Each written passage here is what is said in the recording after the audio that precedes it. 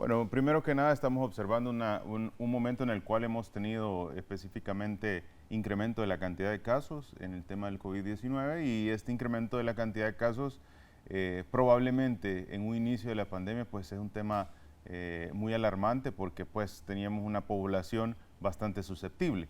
Ahora estamos observando también que este incremento viene relacionado a una cantidad de ingresos hospitalarios totalmente diferente a lo que se tenía en el inicio de la pandemia, que quiere decir, bueno, tenemos bastantes casos confirmados por día, pero tenemos pocos ingresos hospitalarios. No quiere decir que la enfermedad no siga teniendo el potencial de generar letalidades o complicaciones para la población, pero sí nos demuestra cómo el virus está teniendo una característica particular de adaptarse al entorno o al ambiente para cumplir un objetivo fundamental o principal de él, que es garantizar su supervivencia. ¿Eso qué quiere decir? Si el único huésped o que permite que el virus se siga desarrollando es el humano, al virus no le conviene generar letalidades en gran escala, sino que tratar de irse disminuyendo de la gravedad para garantizar su replicación en más tiempo. Mantener vivo al huésped para reproducirse lo más que pueda. Es correcto, y esa parte se viene a formar parte de las enfermedades respiratorias o adaptarse dentro de los paneles de virus que se tienen, al igual que la influenza, al igual que pues, las variantes que se conocen, H3N2, H1N1, el tema de la parainfluenza, virus sincitial respiratorio, entre otros tipos de enfermedades respiratorias, y ahora tenemos también el tema del COVID-19. Pero quizás lo interesante es ver cómo si bien es cierto, ha disminuido la capacidad de tener un ingreso hospitalario, la población también tiene la posibilidad que en ese limitado porcentaje de personas que ingresan a hospitales, podemos todavía reducir más la posibilidad de estar en una afectación por esto, y es a través de la adquisición del kit de medicamento, específicamente el molnupiravir, que inhibe la replicación viral. Entonces tenemos un panorama en el cual, si bien es cierto, hay una cantidad de casos positivos muy similar a la que se observaba en junio del año anterior, pero con una cantidad mucho menor de ingresos hospitalarios en este año, sino que también tenemos la posibilidad de que ahora con el kit de medicamentos todavía reducimos al máximo esa posibilidad de contagio ante el COVID-19. Ok, estaba viendo, revisando el sitio oficial, no ha habido variación, no se ha actualizado, el último dato que se tiene es del 20 de junio, 583 casos.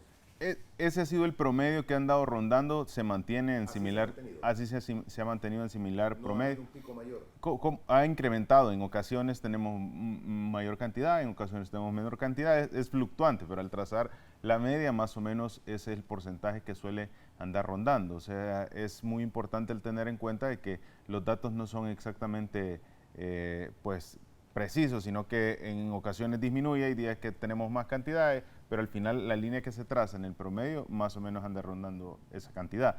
El año pasado estábamos hablando de cerca de, para la misma fecha, de cerca de 162 casos confirmados en promedio por día. Aquí tenemos un incremento en la elevación de cerca de 583 casos, pero el promedio pues se estandariza al final en la cantidad de tiempo que permanece este incremento de los casos por la elevación en particular de esta subvariante, probablemente de Omicron. Muy bien, señor, el caso de los pacientes, el Hospital El Salvador, ¿cómo se encuentra en su capacidad? Totalmente disponible. El hospital ahorita se tiene un promedio entre 70, 80, 90 pacientes. Eso suele rondar el 100% de los ingresos hospitalarios por COVID-19 en todo el territorio. Obviamente, ¿Son graves todos? no son graves. La mayor parte son de manejo de unidades de cuidados intermedios, de oxígeno suplementario, y en pocas ocasiones se ha utilizado pues uso de ventilación mecánica invasiva, que hasta cierto punto quizás es lo más delicado porque disminuye la posibilidad de volver a tener o de revertir un estado tan delicado de salud como es el necesario para ventilación mecánica invasiva. Eso es importante el mencionarlo.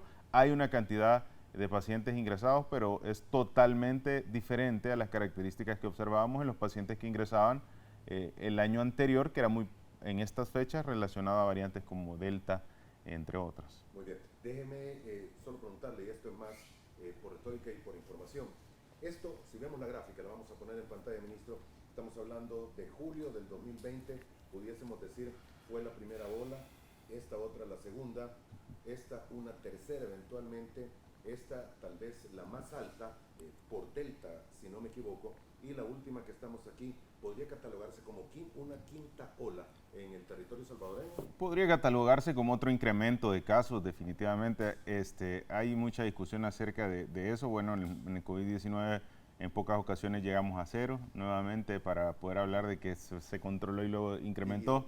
Pero sí, evidentemente hay elevaciones y disminuciones de casos que están descritos a nivel internacional y en este caso ustedes pudieron observar. Lo interesante de ver en esa gráfica era el espacio de tiempo que existía entre la tercera de las elevaciones, que es bien interesante y que ustedes podrían observar.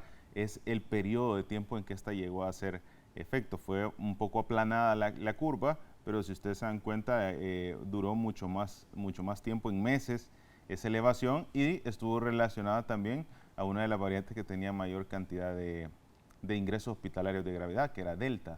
Entonces, este dato es muy importante porque, si bien es cierto, en la gráfica aparecería alarmante en la cantidad de casos de Omicron, que podría corresponder a la cuarta elevación que observábamos, la cantidad de duración en tiempo fue mucho menor que la cantidad de duración que tenía Delta. Y segundo, la cantidad de casos de gravedad que se observó, pues era menor. Esto es relativo porque si es cierto que era menor la cantidad de gravedad que generaba Omicron, el problema era la cantidad de pacientes que podía llegar a generar la transmisión por esas facilidades que tenía, específicamente las mutaciones de la proteína Spike, que son aquellas mutaciones que pues básicamente facilitan la unión de la célula del virus a la célula humana, ¿verdad? Ok, antes de referirme a lo que está sucediendo en el mundo entero, porque me equivoco al afirmar que hay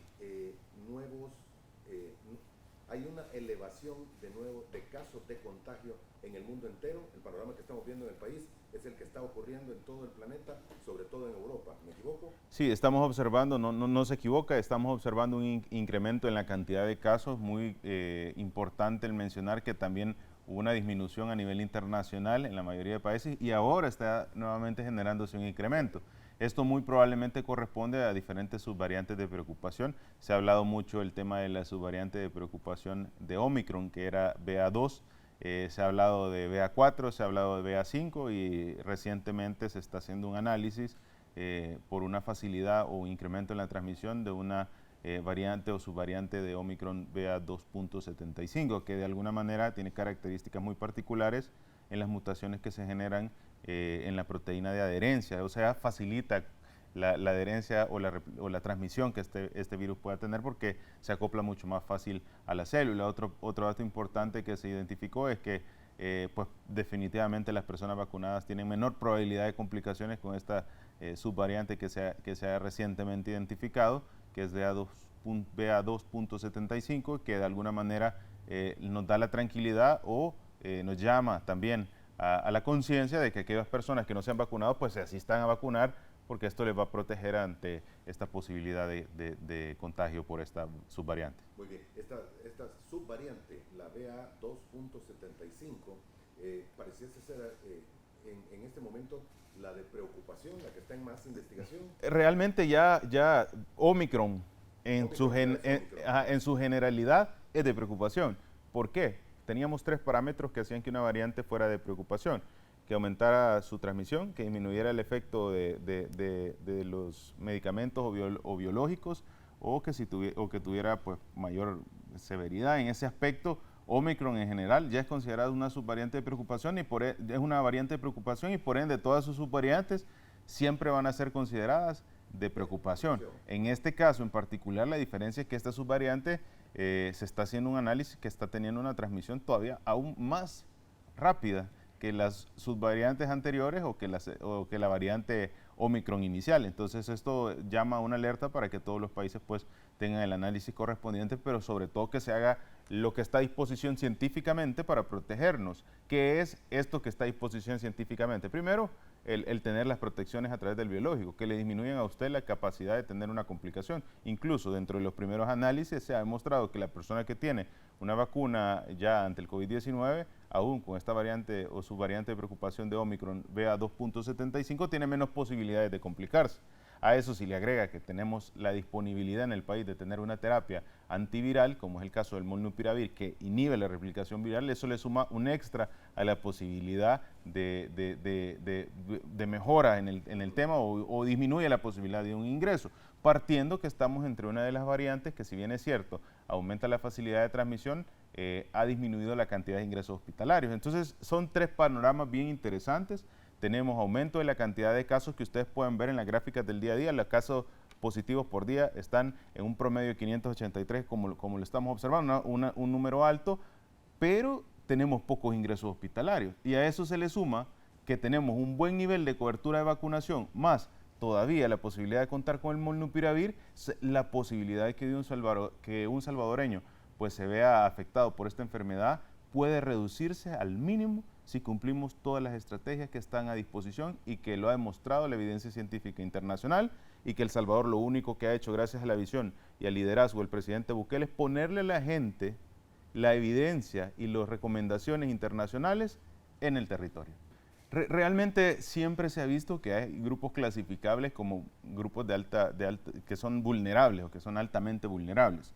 Si ustedes pueden ver, cuando iniciamos las estrategias de protección ante enfermedades respiratorias, influenza, hablemos de caso de influenza, nos referimos que nuestros grupos vulnerables son niños y adultos arriba de 60 años. Incluso cuando inició la estrategia de vacunación ante el COVID-19, uno de los parámetros era la protección de los grupos prioritarios. Ya hablábamos en este caso del personal de salud y de los adultos arriba de 60 años. Entonces, ¿a qué llegamos?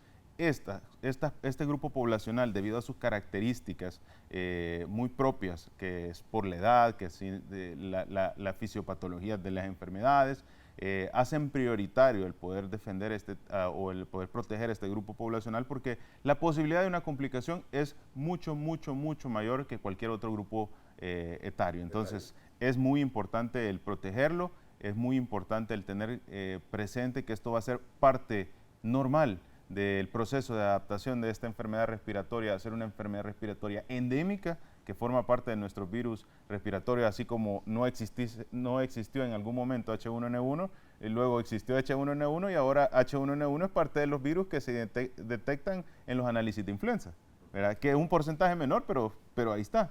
Entonces, la característica del caso de COVID-19 va a ser exactamente igual. Hemos venido de una situación que no se tenía COVID-19, que ha tenido múltiples variantes, ha llevado todos los efectos colaterales y de dificultad que traen las pandemias en general, pero que ahora cada día se está compenetrando más al día a día de cada uno de los regiones o países a nivel internacional, formando parte dentro de los virus respiratorios. Ministro, usted con cualquier salvadoreño que platique, pregunta si ha tenido Omicron o si ha tenido COVID o si tiene gripe, medio mundo está en este momento. No quiere decir que todos sean COVID, puede ser la gripe, puede ser la influenza, como usted lo mencionó. Rafael Mengíbar nos escribe y nos dice, popularmente se le está denominando es un gripón, porque no requiere hospitalización. Ministro, ¿qué recomendaciones prácticas se pueden recomendar no atenerse, pues el virus se va incubando en generaciones? Son tres las recomendaciones fundamentales. Número uno, si usted tiene síntomas, debemos oportunamente descartar el mayor de los males. Y el mayor de los males en el tema o en el contexto actual internacional epidemiológicamente es descartar el COVID-19. O sea, esa es la primera. Eso pongámoslo y subrayémoslo. Si usted tiene síntomas como de gripe, como si fuera una gripe normal, puede ser COVID, punto. Hágase la prueba y descártelo. Si sale descartado, gracias a Dios, y dé cualquier tratamiento y siga las indicaciones. Ese es el primer paso, porque el menor de los males es el que el mayor de los males es el que tenemos que descartar, y en este caso es COVID.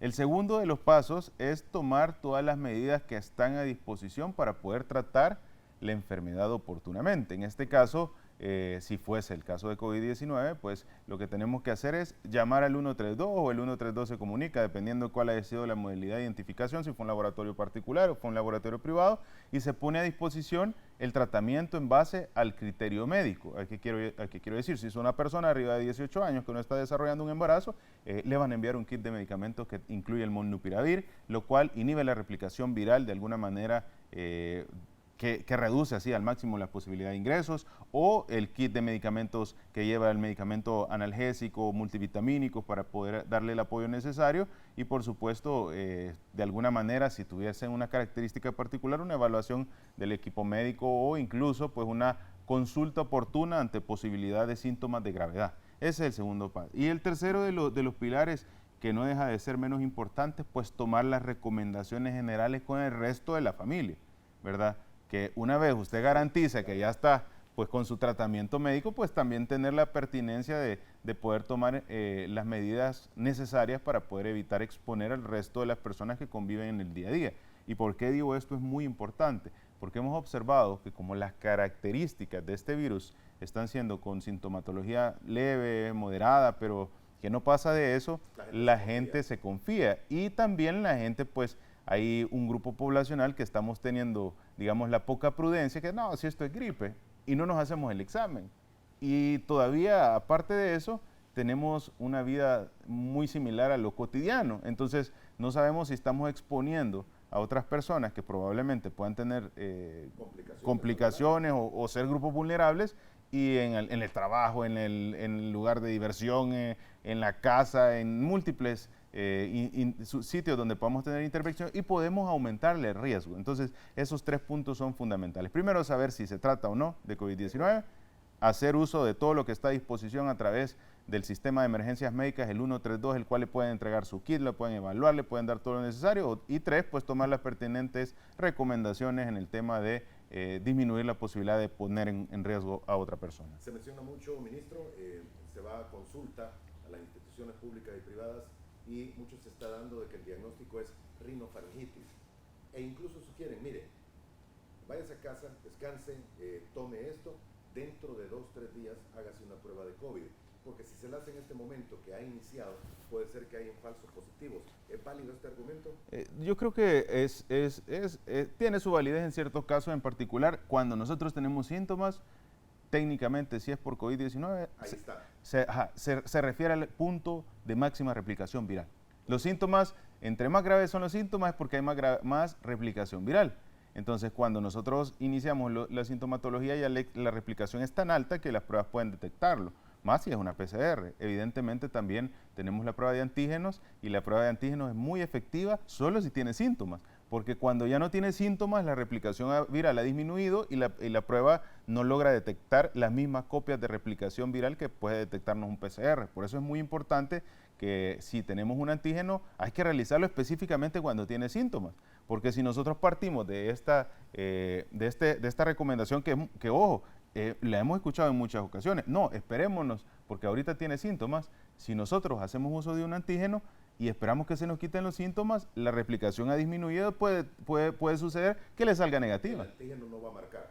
Se hace muy tarde. Es correcto. O sea, en palabras sencillas, si hoy tengo los síntomas, vaya a hacerse una prueba. Y ahorita váyase. Es correcto. Así de fácil. Esa es la mejor recomendación. ¿Cuáles son esos síntomas? Normalmente son relacionados a todos los problemas de vías aéreas superiores. Esos son básicamente rinorrea, o sea, también la sensación de picazón en garganta, en nariz, mucosidades que se acompañan también de tos, que puede estar principalmente acompañado también de elevaciones de la temperatura bastante, digamos, no tan altas. Ajá. Es correcto. Si marca 37,5, 37.8, 38, suele rondar esa elevación de temperatura, que no es una fiebre muy elevada, que bueno, la mayoría de salvadoreños con 37.5, pues, prácticamente nadie se da cuenta que tiene fiebre usualmente, ni se percata, ¿verdad? Pero no es normal 37,5. No, totalmente no es normal. Entonces son esos tipos de parámetros que deben de tenerlo uno mucho en consideración, porque es la sintomatología que está sucediendo.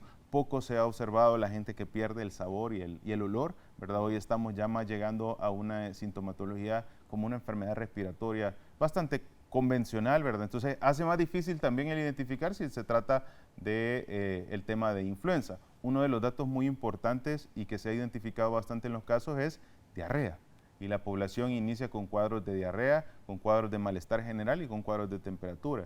En un panorama o en un contexto en el cual usualmente pensemos que se trata de una infección gastrointestinal, podría confundirse con un problema abdominal o gastrointestinal, cuando realmente la replicación viral, una de las partes de la replicación viral que se pueda dar a nivel intestinal, genera que el paciente pueda tener un cuadro diarreico y pueda confundirse fácilmente un problema respiratorio por COVID-19 con un tema gastrointestinal por los síntomas de fiebre y diarrea que puede ser debido a la fase de replicación en el tema intestinal. ¿Se han visto mucho estos casos de diarrea? Bastantes de los casos iniciales tienen por su replicación viral en la parte intestinal, pueden tener de alguna manera cuadros de diarrea. Se ha visto bastante, entonces la población puede tener esa confusión. ¿Molnupiravir se le envía a todos los que salen positivos? A todos los que salen positivos. ¿O algunos casos específicos por edad y condición? A todos los que salen positivos con prueba PCR o con antígeno, ¿verdad? Cualquiera de los que tiene PCR o antígeno se les envía, a excepción de puntos muy particulares, que son embarazo y edad abajo de los 18 años, porque son parte de los criterios que no se puede utilizar el medicamento porque no está con las recomendaciones o las aprobaciones correspondientes. Son 8 pastillas por 5 días. Sí, correcto. 40 pastillas en total. Es correcto. Ya viene la caja del tratamiento, la población prácticamente en su cajita, el kit celeste recibe empacado el tratamiento de molnupiravir y trae indicaciones, es fácil de poderlo realizar. Hemos detectado casos en pacientes adultos que han mencionado que han tenido un poquito de intolerancia al medicamento en el aspecto de que les da un poco de gastritis, de dolor abdominal. Entonces es muy importante que la población pues, pueda tener esa ingesta con una alimentación adecuada o incluso con algún tipo de protección gástrica, pero de alguna manera suele solo incidir la recomendación de cómo tomarse la medicina para que no se siente esos efectos de molestia gástrica al ingerir la pastilla. Es correcto. Uno toma medicamento bastante fuerte. Ahora, doctor, he escuchado de mucha gente que ya me vino el medicamento, pero lo voy a guardar porque ya me siento mejor. El medicamento no es de guardarlo y dárselo a cualquiera. No, definitivamente no. Es más, el medicamento tiene un objetivo fundamental. Usted se lo tiene que tomar antes de que tenga síntomas graves.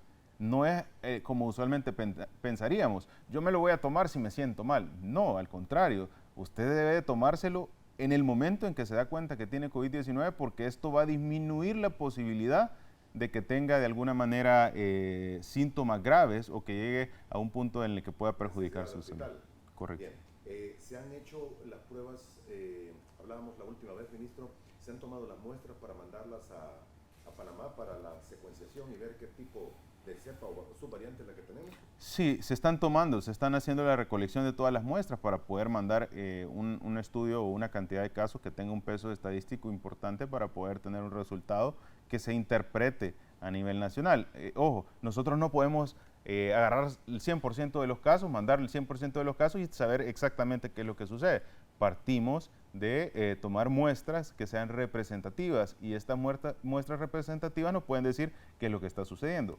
Por decir algo, nosotros tenemos en los últimos históricos en la gráfica 583 casos, pero no mandamos los 583 casos solo de ese día al Instituto Gorgas de Panamá para saber qué es lo que circula, sino que mandamos 100 casos por un periodo de tiempo. Entonces, si solo mandáramos 10, 20 casos, la cantidad no fuera representativa y pudiéramos tener la posibilidad de identificar algo que no es lo que realmente está sucediendo en el país. En cambio, si tenemos una muestra ya un poco más representativa, obtenida en diferentes partes del territorio, obtenida en hospitales, unidades de salud, bajo múltiples mecanismos, nos puede decir más firmemente qué es lo que está sucediendo estadísticamente. No, y me imagino que debe ser en muestras tomadas tanto por género, masculino, femenino, distintos puntos del territorio, en distintas edades y en nivel de salud que han tenido, si han sido asintomáticos, graves, críticos y de todo, para tener la muestra que mejor represente el país. Correcto, y eso es importante porque también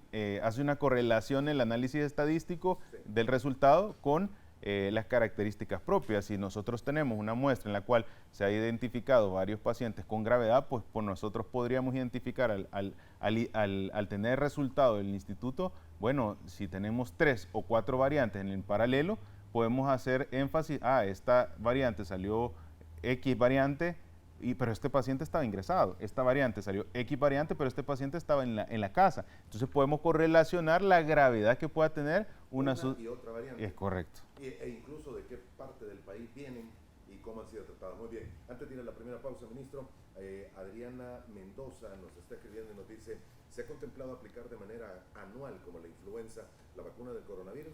En este momento todavía está en análisis la investigación. Actualmente nosotros podríamos aplicar la vacuna en 4 dosis, que es lo que se tiene a disposición, y yo creo que la población tiene que tener algo muy presente. La alegría como salvadoreños de poder decir, bueno, yo tengo una situación difícil, pero quisiera protegerme ante el COVID-19 por este incremento, me voy a poner una tercera o cuarta dosis. No cualquier país a nivel internacional puede decir, me voy a aplicar una tercera o cuarta dosis. Eso debe darnos como un análisis importante de decir, bueno, El Salvador ha hecho todo lo que está a disposición para poder protegernos ante el COVID-19. Vaya usted a otro país, si todavía están incluso en otros países, todavía en el cronograma de avance de las estrategias de vacunación porque tienen niveles bajos. Los países africanos no han llegado ni al 40% de la vacunación. Entonces, la situación que está sucediendo en estos lugares es totalmente diferente que la que pasa en nuestro país. ¿Qué porcentaje podría decirse en el país tiene ya la vacuna? Más del 80% de la población ya tiene los esquemas. Yo diría que están de 2 dosis, que el esquema inicial de vacunación ya más del 85% de la población pues lo ha alcanzado en la población meta. De alguna manera eso es un dato muy importante. Si bien es cierto, existe a disposición o la recomendación ha avalado una tercera o cuarta dosis, ¿verdad? La mayoría de países se han enfocado en todo el tiempo o se enfocaron siempre a colocar una primera y segunda dosis. Y eso es importante, porque fue el esquema inicial de vacunación para garantizar de alguna manera la equidad o el acceso equitativo de la vacuna a otros países. ¿Qué sucede? A veces, pues, si no se toman las condiciones pertinentes, al inicio de la pandemia habían países que tenían la vacuna y habían países que no tenían la vacuna. Habían países que tenían la vacuna porque tenían una capacidad financiera. Podían comprar la que quisieran. Y podían comprar la que quisieran. Y habían países que tenían la vacuna, no tenían el potencial financiero, pero fueron muy prioritarios o hicieron un análisis, como fue el caso de El Salvador, de poder tocar las puertas y estar presionando para que nos dieran las vacunas a nosotros. Esa fue la diferencia. Y hay países que actualmente pues todavía tenían dificultades en el tema de la adquisición. Incluso algunos vecinos centroamericanos han tenido problemas. Es correcto. Y ahora cuando nosotros hacemos el análisis con OMS, con OPS y con los centros que han estado en el tema específicamente de la producción de vacunas, nos dicen a nivel internacional no hay deficiencia de producción de vacuna. Ya no se necesita más producción de vacuna. Ahora lo que se tiene es que hay vacuna en abundancia a nivel internacional, pero hay países que todavía no han logrado generar las condiciones necesarias para poder manejar las vacunas. Y usted dice, bueno, ¿y eso qué quiere decir? Bueno, África no ha alcanzado la cobertura de más del 40% de vacunación, pero ya en el mundo hay vacuna suficiente ya no es necesario producir más vacuna. Entonces, ¿qué es lo que sucede? Porque esos países, si ya no tienen y ya no es necesario producir, porque hay demasiadas vacunas a nivel mundial, ¿por qué no tienen? Porque a estos países les hace falta el protocolo de vacunación, les hace falta las cadenas de frío, les hace falta todo el orden de cómo poder proceder a aplicar esta vacuna, y esto nos sirve de buen ejemplo para que la población vea que cada una de las estrategias que se aplicó aquí, el megacentro de vacunación, la cadena de frío, los puntos en el territorio, los autoservicios y todas las acciones que se realizaron gracias a la visión del presidente Bukele, nos permiten ahora estar mucho más seguros ante esta enfermedad que sigue generando efectos negativos.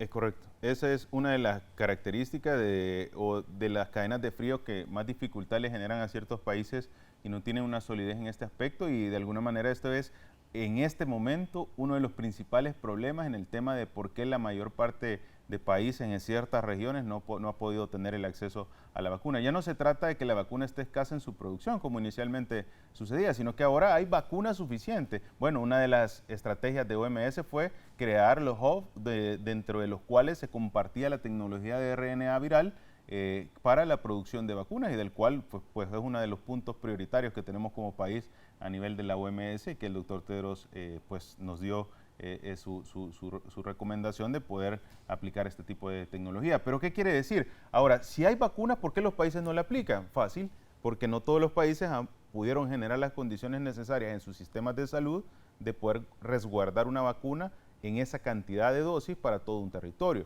No es lo mismo un frasco que usted pueda tener 50 dosis, 10 dosis, 15 dosis, a un frasco que usted pueda tener 1 dosis, 2 dosis o 6 dosis. Claro. Entonces, si usted tiene una cantidad, por ponerle un ejemplo, de 5 a 6 dosis, que es lo que puede tener el frasco de Pfizer, usted necesita un gran espacio de cadena de frío para poder guardar el de toda una población. No es lo mismo que tenga usted frascos de 20 dosis, porque la cantidad de frascos va a ser mucho menor. Entonces, como son 5 dosis nada más, para poder generar las coberturas tiene que tener un gran espacio. Y no solo eso, tiene que tener cómo derivar la vacunación, cómo realizar que la vacuna que usted ya la descongeló en el proceso normal del manejo de la vacuna de Pfizer sea aplicada inmediatamente. Porque si usted tiene, sí, tiene la cadena de frío, pero no tiene cómo aplicar la vacuna, la población no es tan fácil que llegue directamente a vacunarse. La estrategia de vacunación del país, una de las prioridades importantes fue el poder penetrar en cada uno de los hogares salvadoreños para poderle llevar la protección.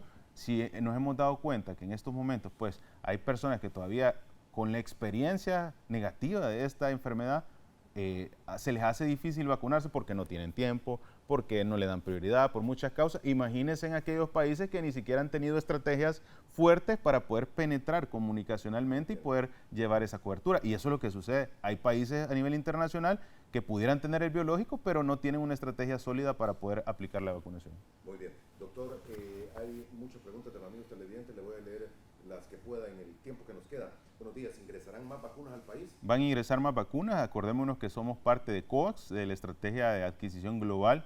En ese aspecto todavía falta vacuna que ingrese al territorio y esta vacuna pues nos va a servir para poder continuar con la protección. Esto es muy importante porque todavía se siguen haciendo los análisis correspondientes y en su momento pues muy probableblemente la vacunación en grupos vulnerables pueda llegar a establecerse tal cual un esquema de vacunación como vemos en el tema de las influencias. Ahora, eso es lo que se está realizando actualmente. ¿Anual o puede ser por tiempo? Depende. Muy probablemente anual, que es lo que se ha visto, pero no está totalmente la recomendación ya dada por OMS. Muy bien. Tengo otra pregunta de Carolina que nos dice, buen día, en caso de COVID, ¿cuántos días de incapacidad son los indicados? Otro amigo televidente escribía que fue a no sé qué empresa y encontró 2 personas que le dijeron estamos con COVID y estaban trabajando. ¿Cuántos días son los que debe estar el paciente fuera? Primero que nada, la recomendación se continúa en base a 2 aspectos. Uno, la posibilidad de que usted contagie a otra persona, pero no solo esa posibilidad, sino que la posibilidad de que usted tenga síntomas y se sienta mal. Entonces, a veces la mayoría de las personas nos dicen, bueno, mire, pero si ya se demostró que la transmisión en una semana ya no se da.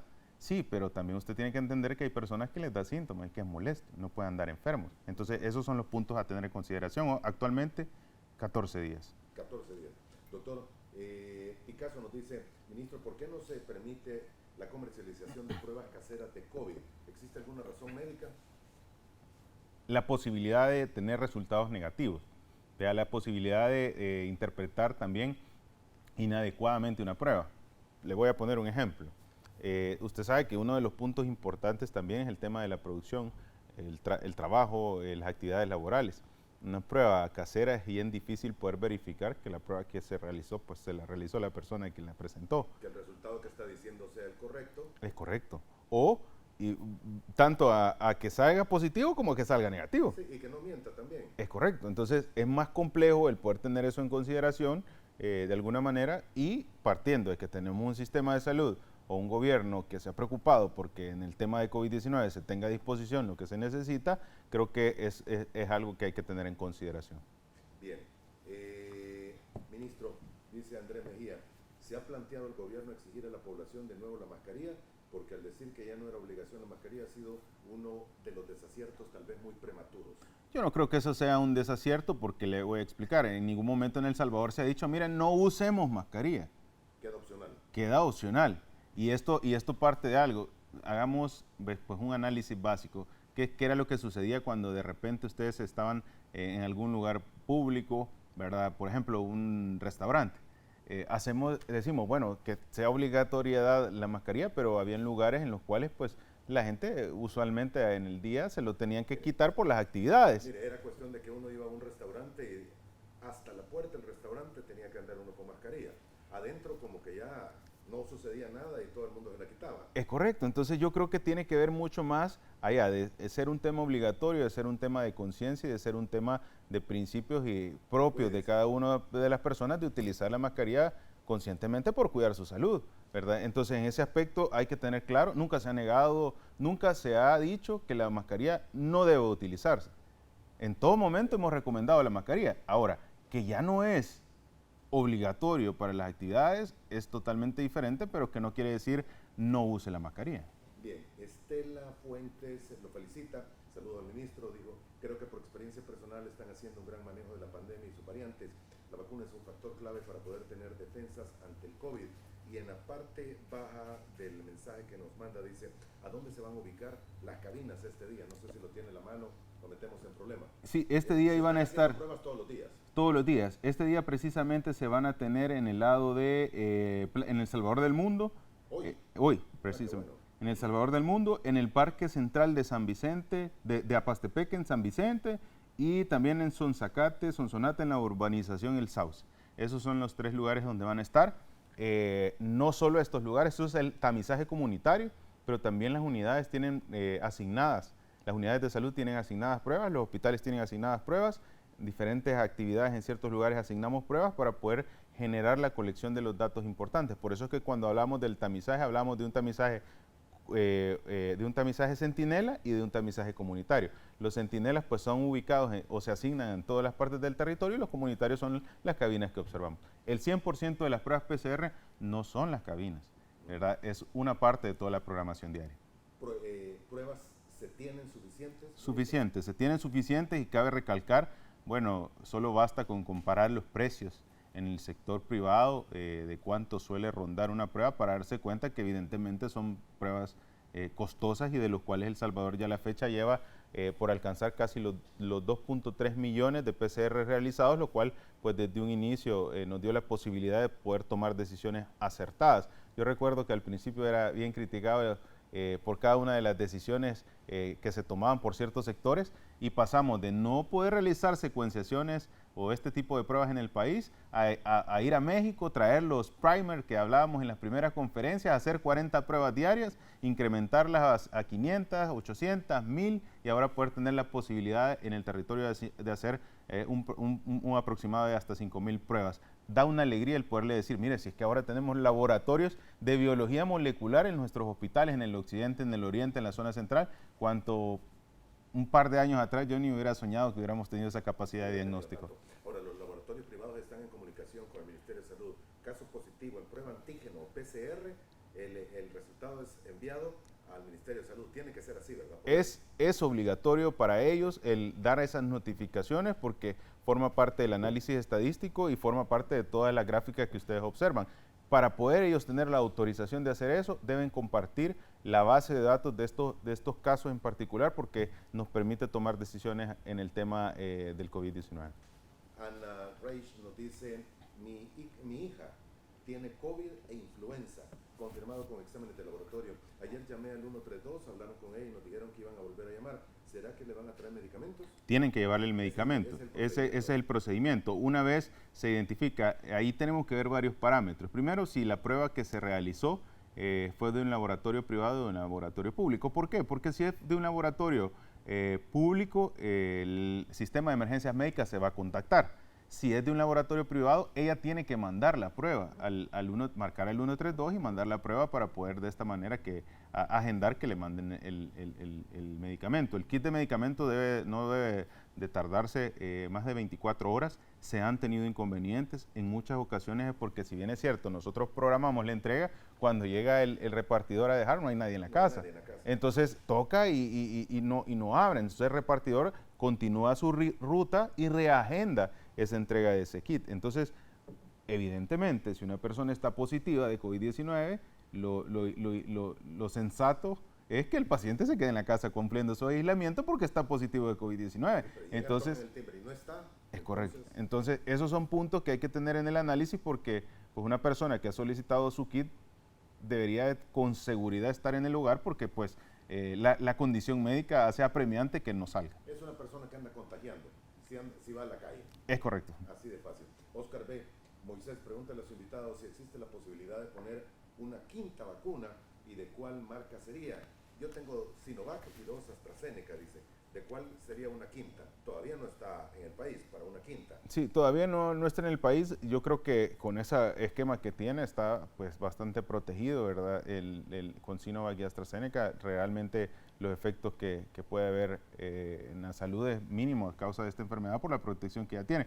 No se tiene una recomendación de una quinta dosis, solo existen pocos casos, como ha sido el tema del uso de la vacuna de Johnson Johnson, del cual generó que se reiniciaran los protocolos, que fue de alguna manera a nivel internacional, se reiniciaron los protocolos en particular con esta, correcto, Johnson Johnson y Janssen. Ajá. Que se reiniciaran, ¿qué significa? Que normalmente, no lo hubieran tenido. es correcto, iniciaron otra vez los protocolos porque pues no generaba pues la protección tal cual se hizo en el análisis primario. El Salvador nunca tuvo esa vacuna, hay que recalcarlo. Sí, no deberíamos de preocuparnos, pero no, hubo no mucha deberíamos. gente de aquí que fue a ponerse la Johnson Johnson. Fue bien interesante porque lo atractivo de esa vacuna era que le decían, no, solo es una dosis. Entonces, y de repente veíamos gente que teniendo la posibilidad de vacunarse aquí con Pfizer, con Moderna, con AstraZeneca, con Sinovac, pues se iba fuera del país, se aplicaba la vacuna y después tocó reiniciar los esquemas de vacunación, ¿verdad? Entonces eso es la única posibilidad en la cual podríamos pensar que una persona llegaría a tener 5 dosis, que se puso esa como primero y después inició el esquema con 4 dosis convencionales de Pfizer. Ok, perfecto. No hemos hablado de los otros temas, quisiera dejar el COVID con esto. Moisés, buenos días, un saludo a su invitado. Algo que sí me parece positivo por parte de los promotores de salud es que un centro comercial que está ubicado por la autopista sur andan con sus cajitas aplicando la vacuna contra la influenza. Yo ya me la apliqué. Han traído vacunas, ¿verdad? Hace una semana conocíamos la información. Aproximadamente hace como una semana y media, 1.5 millones de vacunas. Esta vacuna específicamente es la contra la influenza producida en el hemisferio sur y esto nos permite proteger a la población ante las variantes H3N2, H1N1 de influenza y también las cepas de tipo B, de influenza tipo B, Yamagata y Victoria. Son 4 tipos. Influenza A, H1N1, H3N2, influenza B, Yamagata y Victoria, y en este caso, pues, con eso disminuimos al máximo la posibilidad. La influenza puede darle neumonía a una persona, y 7.5% de todas las influencias generan mortalidades en el territorio. Así que no creamos que la influenza es una enfermedad que no pasa nada, es una enfermedad que un adulto mayor lo puede llevar a una neumonía, hacer una infección sobreagregada y terminar con una ventilación mecánica y una letalidad. ¿Tiene efectos secundarios de esta vacuna, señor? No, suele ser una vacuna que da una reacción inicial que puede ser en algunos pacientes fiebre, malestar en el sitio de la punción, enrojecimiento y sueño y dolor de cabeza. Eso suele ser en algunos pacientes, pero en la mayoría de pacientes pues no pasa mayor cosa. ¿Y en dónde la están poniendo? En todos los lugares del primer nivel de atención ya está distribuida tanto a nivel del Ministerio de Salud como del Seguro Social, así que la población puede acercarse a cualquiera de los puntos para poder recibir su vacuna. Solo hay 5 puntos a tener en consideración. Primero, que se está aplicando solo en personas, en niños de 6 meses a 5 años, porque son los grupos vulnerables, los adultos arriba de 60 años, las embarazadas, las personas con enfermedades crónico-degenerativas y el personal de salud. Solo estos 5 grupos son los que usualmente reciben esta dosis y esto es recomendaciones internacionales que se han hecho por años. Si alguien tiene 50 años, no está dentro del grupo, pero si padece de diabetes o hipertensión o cualquiera de estas enfermedades, podría optar, pero ¿cómo le demuestra a la unidad de salud? Mire, soy diabético. En este caso es pues un tema de bastante flexibilidad por parte y de responsabilidad por parte de la persona. Usualmente yo le digo, es fácil poder hacer un análisis básico porque en toda población, y ya está escrito a nivel internacional, el 30-40% de la población, ese es el margen internacional, tiene enfermedades crónico-degenerativas. Y eso ya está establecido. Entonces nosotros sabemos que de 10 personas, por lo menos 3 o 4 van a tener alguna enfermedad crónica y eso hace que la mayor parte de la población pueda ser candidata, pues de alguna manera a recibir la vacuna de la influenza, a pesar que no esté arriba de los 60 años. Susana de Torres, es que la gente nos sigue escribiendo y por respeto a ellos que están con su tiempo viéndonos. Buenos días, Moisés. Mi hijo de 14 años se puso la segunda dosis de Moderna en agosto. ¿Está permitida una tercera dosis para 14 años? Sí, está permitido poder ponerse una tercera dosis. Bueno, somos uno de los pocos países que inició la vacunación de tercera dosis y cuarta dosis para estos grupos poblacionales arriba de los 12 años. No todos los países lo tuvieron porque obedece no solo al hecho de tener un respaldo científico, sino que al hecho de poner en aprietos a aquellos países que, si bien es cierto tenían vacuna, no tenían vacuna para todos los grupos etarios. ¿Se recuerdan cuando iniciamos la estrategia de ampliación de la vacunación?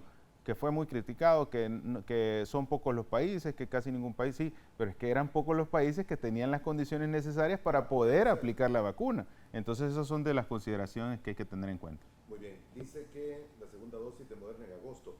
¿Cuánto tiempo después de una segunda dosis o de una dosis puede ponerse? 3 meses. Y esto parte de algo básico, y es que el estudio demostró que una persona puede tener tan corta protección como 3 meses o tan larga protección como 7, 8, 9 meses, en lo cual ustedes se ponen una vacuna, incrementan los anticuerpos y después disminuyen. Entonces no quiere decir que no haya otro tipo de protección, porque siempre hay algún grado de protección, pero el efecto máximo de los anticuerpos o la elevación de anticuerpos, que son defensas, puede ser en algunos pacientes tan corto como 3 meses o en algunos pacientes superior a 9 meses. Bien, estaba viendo los casos, doctor, y tenemos que hablar también de dengue. Hay, de acuerdo al boletín, quiero ver si lo encuentro, lo tenía aquí está, el boletín, el último boletín epidemiológico, creo que es de la semana 24, 2019 al 2020, sí, semana 24, los casos que se tienen de dengue, si comparamos el año 2022, son 8.748 contra 4.522 del 2019. Si comparamos manzanas con manzanas, porque los otros dos creo que estuvimos en pandemia y no sé si es válido, habría un incremento de 4.000 casos. Es un 93% indica esto. ¿Es preocupante este número? Yo creo que tenemos que analizar en esa misma gráfica, y qué bueno que lo ponemos a consideración, es que en todos los demás parámetros que estaban en la gráfica y que hay que, pues, lo que nos mide la gravedad de una enfermedad, que son enfermedad grave, los casos graves, bueno, no es esta precisamente la gráfica, pero en todos los datos de cuántos enfermos graves hay, cuántas letalidades se tuvieron y cuántas hospitalizaciones se tuvieron en general, aparecemos con mejores datos que en el año 2019. Esto es muy importante porque entonces dirá, ¿y cómo es que hay más sospechosos? Pues probablemente porque se han estado identificando casos en los cuales no se trata de dengue, sino que se trata de otro tipo de enfermedad que podría generar, debido a que la definición de caso es bien inespecífica, podría tratarse o confundirse en este caso como dengue. Ahora, ¿cuál es la facilidad de medirlo? Mire, no tenemos los hospitales llenos de pacientes con dengue, no tenemos muertes por dengue. Entonces, muy probablemente, aunque tenga usted un montón de casos, esta cantidad de casos puede corresponder a varios factores, interrelación con enfermedades como la fiebre tifoidea, como enfermedades diarreicas, como enfermedades respiratorias, y no específicamente con el tema del dengue. Sin embargo, todas las acciones integrales de control antivectorial se han realizado, se han masificado y están siendo prioritarias para poder hacer lo que está a disposición. Ojo, no solo el dengue y el COVID son como dentro de los principales problemas de salud pública que tenemos. Uno de los más importantes es quizás lo que hemos visto y que sucedió recientemente con el tema de la contaminación medioambiental que estamos observando, se realizó en la Quebrada del Piro, y eso yo creo que hay que mencionarlo, porque esta es solo una de tantas situaciones que muy probablemente suceden así y que no deberían de realizarse, porque esto predispone a enfermedades crónico-degenerativas, esto predispone a enfermedad renal, hepática, a problemas dermatológicos, y de alguna manera es una irresponsabilidad de empresas que han tenido una trayectoria bastante grande y que de alguna manera pues están exponiendo a la población. Así que yo creo que debemos también tener muy presente y en consideración que este tipo de situaciones no deben permitirse. Ministro, gracias. Solo quería mostrar esto, corredor endémico de dengue, El Salvador 2022, a la semana 24. El punto en el que nos encontramos, si no me equivoco, es este. Aquí abajo, cuesta verlo y me imagino que el reflejo le impide ahí, pero la zona en la que deberíamos de preocuparnos es esta roja. Si estuviéramos por fuera de ello, estaríamos en epidemia. Estamos en una zona de alarma, pero en la parte baja. ¿Me equivoco? Es correcto, estamos dentro de una zona de alarma dentro de la parte baja, pero hay que hacer una mención. Este corredor endémico parte de los casos sospechosos. Y los casos sospechosos, estamos dándonos cuenta que, si bien es cierto, están incrementados, no es congruente el caso del número de sospechosos con las complicaciones. Es correcto. Y no es que podamos modificar un parámetro. Usualmente usted ya sabe que, por ponerle un ejemplo, si en una enfermedad X, esto es un supositorio, si usted tiene una enfermedad la enfermedad X, y usted tiene 10 casos, de estos 10 casos usted sabe por estadística que 2 se van a complicar o se van a morir. Eso es un ejemplo. Ahora, ya esa estadística ha estado establecida. Entonces, ¿qué es lo que pasa? Ahora hemos observado el doble de casos, pero las complicaciones que se tienen siguen siendo las mismas. Entonces, no va a cambiar la estadística. ¿Esto qué nos quiere decir? Indirectamente hemos sobrediagnosticado casos como sospecha de dengue cuando no se tratan de sospecha de dengue, sino que alguna otra enfermedad viral que pueda ser en el ambiente.